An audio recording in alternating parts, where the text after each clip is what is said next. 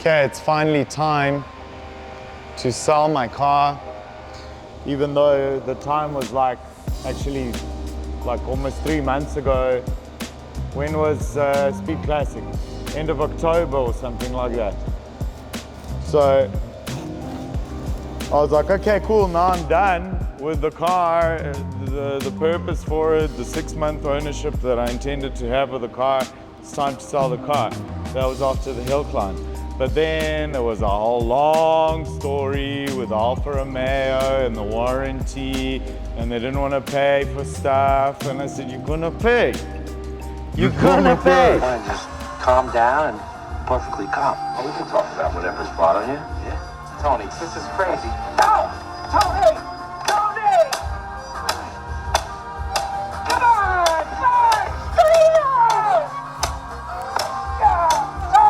And I know because I'm in the same trade. But if I wasn't, then maybe I would have just rolled over. And I fear that that's what happens more often than we think. Not with me, because I'll fuck you up. Cool. Let's position the car, take some photos, and sell it.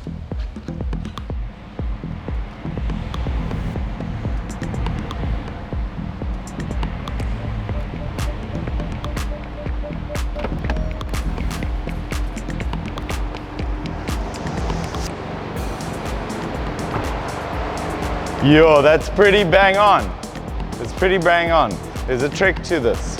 The hero shot of the car, that's the first image you see on Auto Trader that when you're searching for a car. And this is it, essentially. This is my frame. So I'm here. Lexus. And my objective is that the car is bang on center in front of this sort of old, let's call it heritage brick wall. There's a seam line that runs across the floor all the way through where the slab is. And that seam line needs to line up exactly with the emblem on the center cap.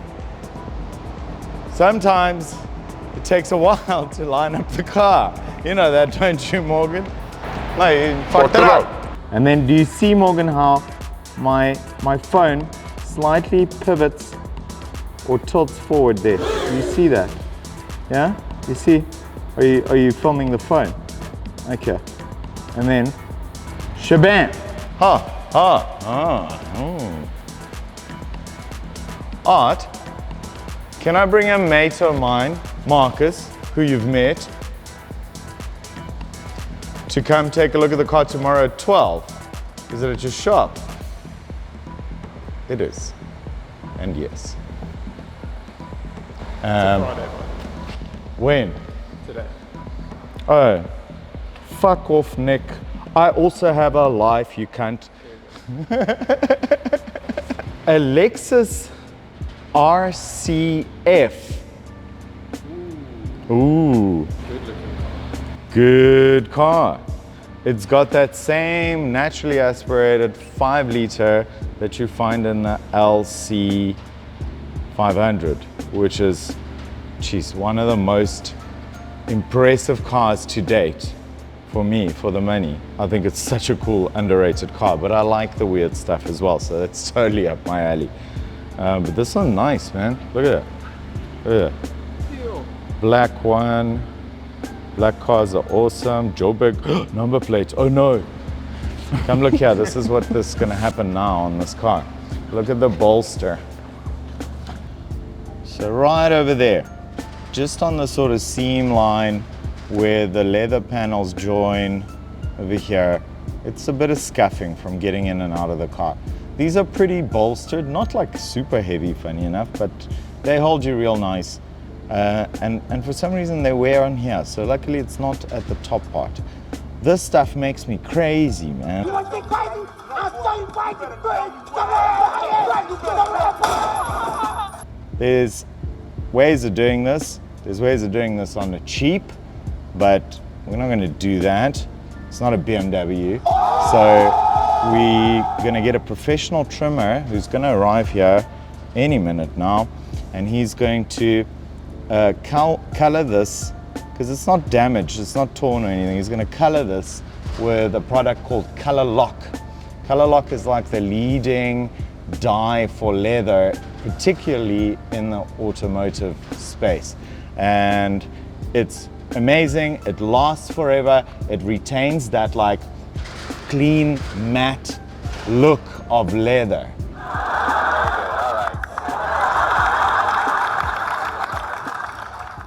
Right. While we're here, we've done a deal on the Levante Trofeo. We did the deal with the customer who I had in mind for the car from the very beginning that the car was offered to me, because we'd previously discussed him buying a Trofeo. I'd previously tried to get one, it was a little while back, about a year and a half ago, and we couldn't get that deal right, the numbers didn't work out.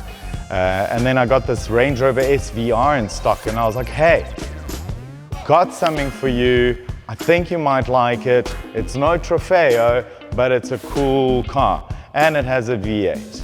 And it's supercharged, and it's a black car. He loves black cars. So he bought the Range Rover SVR. And then when I got the Trofeo, I was like, hey, come look.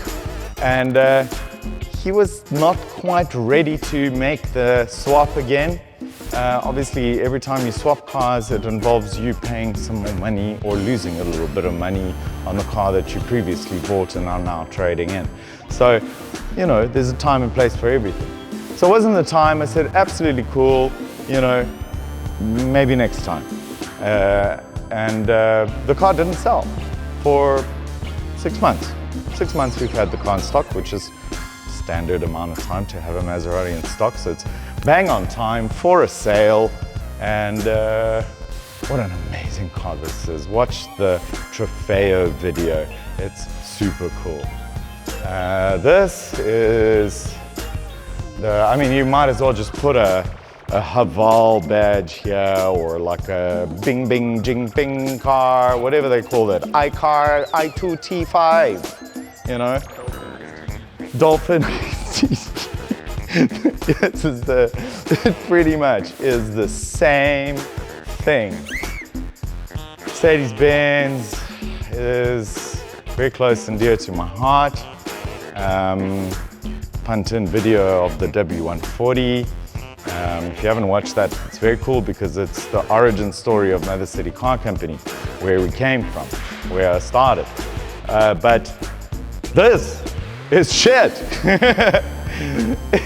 It has none of the weight or the character or the DNA of the Mercedes of yesteryear. And I'm not even going that far back. I'm talking like 10 years ago Mercedes. Like, still felt like a Benz. This, honestly, it might as well just be a Bing Bing Ling, you know, because people are buying Bing Bing Lings over GLCs. You know, this is like a nearly new car. It's a year old. It's done 5,000 Ks. It's got all the spec and all the packages, and it's probably the loneliest little buddy in this whole shop because no one cares for the new Mercedes because the product isn't that amazing. Please buy the car, I want to get rid of it. What do we got here? Defender in the sort of launch blue color. Very nice. Huh? Blue. Did I say blue? What color is it then, Mo? Green. Yeah. Listen properly. A45 AMG. If a GTI is brapa in culture, what is this? Can somebody tell me in the comments, what is a A45? Is there a little nickname for it? Because it is like a sought after car amongst like the same people who like call the GTI brapa, right? You guys are watching, I know you are. Please tell me what it's called.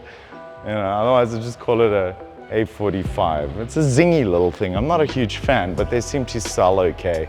So we've sold many. It's very quick. but I always have this feeling like it's about to explode. So that's never like a nice feeling. Yellow Boxster's back. Yellow Boxster's back, and this is a cool little car. I think this is a great little entry Porsche for somebody. Perfect little car for Cape Town. We sold it to a good friend of ours about a year ago, and previously we traded in from a super nice guy who was a second owner, and he was buying his first Ferrari from us. So thank you to you, sir. You are very cool, and we enjoyed dealing with you a lot. And now we get to sell this Boxster again. So cool little car. We did a really nice photo shoot. Look at these. Wow, professional.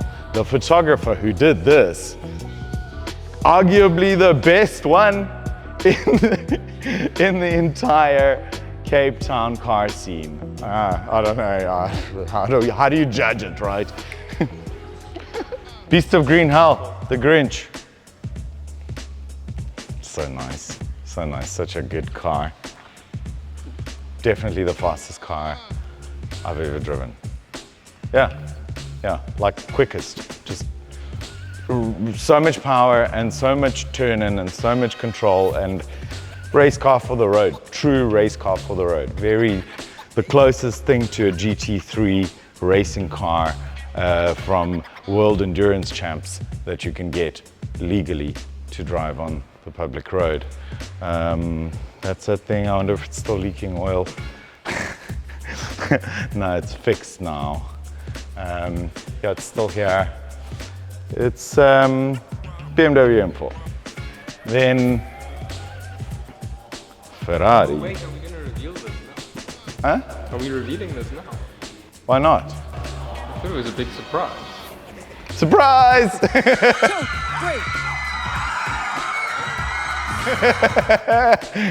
Ferrari FF, another FF. Last year we had the year before, we had a red one that was amazing. Now we have a white one, Bianco Abus, super cool. More about this car when it's ready. We're still going through the recon process on it.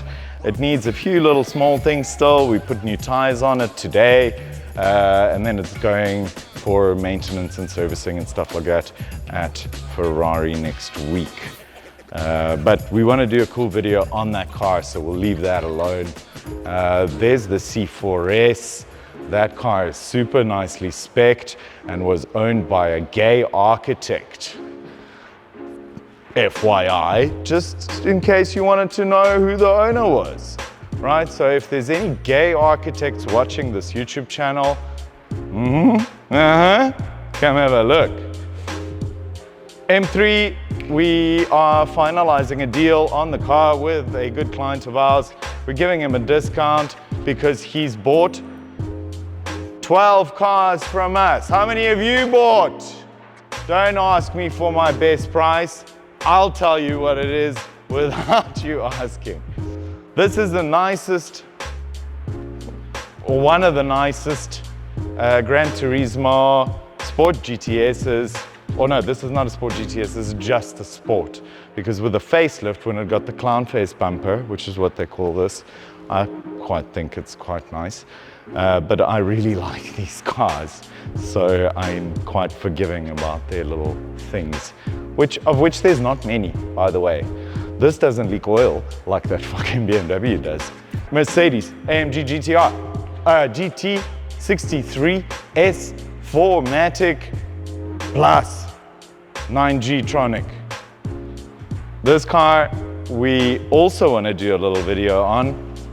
So the next video that we do, this is kind of like a place filler video, right? We're just like, what? If you couldn't tell already, right? We're just kind of like popping something on the YouTube so that we can keep up with the algorithms and the ongoing requests for new content. Come on, give me a break. Stop breaking balls.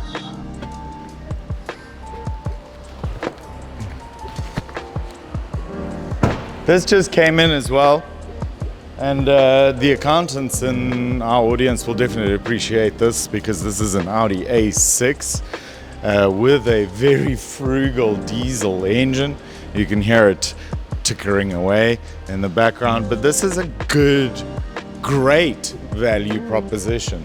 It's a 2023, so it's like not even 3 years old yet, and it has done like 38,000 Ks. It's got full plan. It's got a heap of extras. I quite like this Kronos gray color, and I think this is a value.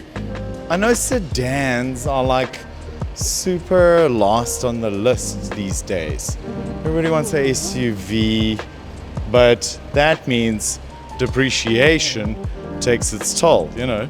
Demand drops, so does the price. This car new was over 1.2 million rand as optioned, because there's easily 150K worth of options on this. Pano roof, the S-Line sports package, exterior sports package, wheels, all the gadgets. And we're going to be selling this for 660, 680, somewhere there. Half price. Half price. All the maintenance plan, all the things. Super nice car. The Z3. I like this BMW, okay? I do. I think it's cool because the first ever Bond movie I watched was GoldenEye. And at the end of GoldenEye, they drive a little like bluish, greenish Z3. It's still the 2.8, this is the 3.0, the later gen, but they drive that little car. It had like this like kind of milky coffee color interior. I remember the exact spec because when I was a kid, then I got the little model of that GoldenEye car, 1/18th scale model. And from there, when Bond, Pierce Brosnan, my James Bond definitely, was always driving BMWs, and those were super cool. I really like those. So Z3 is a Bond car. I don't know why they're not as buoyant as I would like them to be, because even though I've sold this car a few times now, I've never really made any money on it. So even at the list price online, I'm not really making much money on it this time around either. But that's because I think I overpaid a bit, because I kind of saw more value in this. And not that many people actually agree with me, it turns out. The Cayman S is there, the black one. That one we've sold like 4 times now, I think. First bought the car from the original owner 5 years ago. Yeah, 5 years ago, then sold it to a friend of mine 2 years later, traded it in on a Stelvio for a sort of more family car for him, sold it to another good client of ours for 1 year, then traded it back in, and then sold it to a new customer this time, and then he contacted us about a month and a half ago, like sort of November-ish or early December, and he had a back op, and it's gonna be like a year in recovery, so he was like, do you guys wanna buy it? Because it's gonna be a year before I can drive the thing again. So it's pointless sitting in the garage. So we were like, yeah, cool. Drove to Langebaan, that's where he was, picked up the car, and then sold it in like a couple of days. Client took delivery before Christmas, and then we just got it back now so we can service it and do all the stuff, because everyone was closing then already, so we couldn't get that done. Yeah, that's the same. So.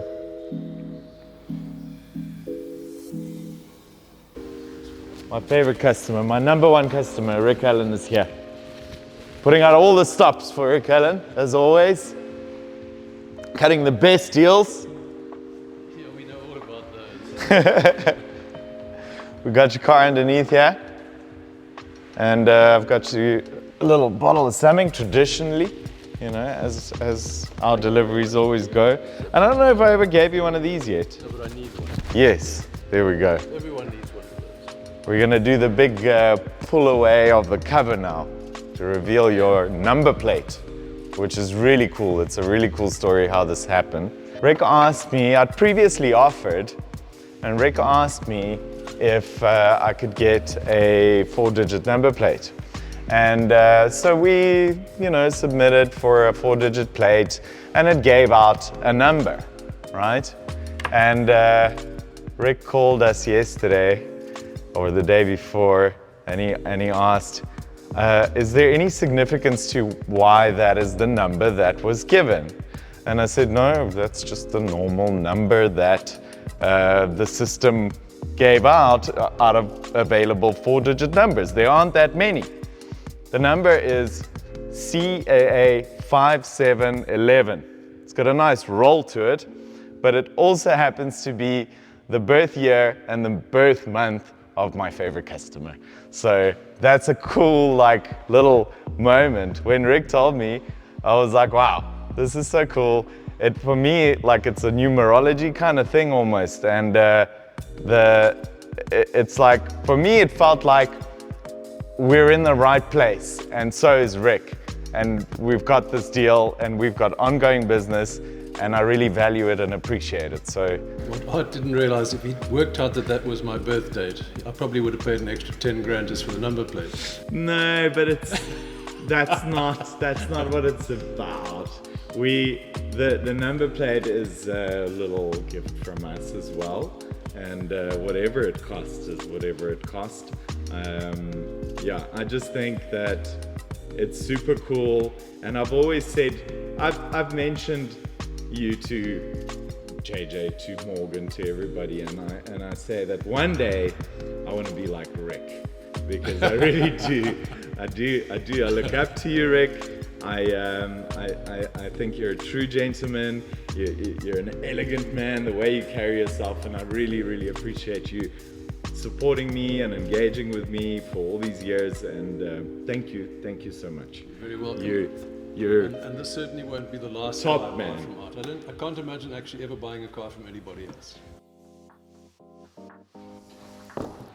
So film me, I'm gonna do the same stupid shit.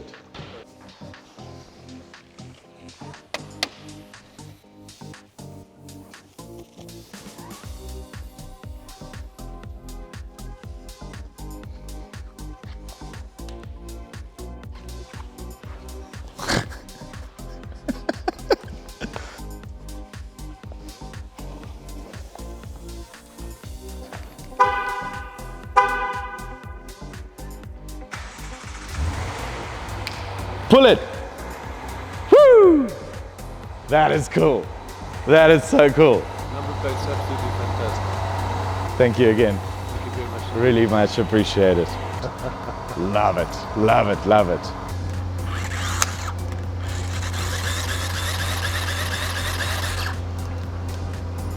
Take 2. Edit that out. There's a warranty claim here already. Damn it.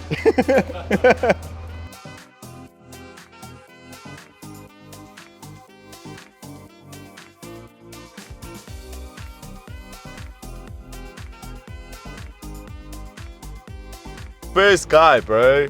Hendrik Verwoerd. Yo, he's not a very handsome motherfucker, is he? Christian Tefet. Everybody's so stylish. Koos de la Rey. This guy just looks like Gorbachev. It's actually Dief Malan. And that guy looks, if you just shaved his moustache a little bit on the corners, you all know what he's gonna look like. Louis Burta. Constant Viljoen. VW Burta. Yo, what's Kurt Darren doing here? Steve Hoffman. Why is The original Kurt Darren. Why is Steve Hoffman amongst these people? Okay, interesting. Wow, that's racist.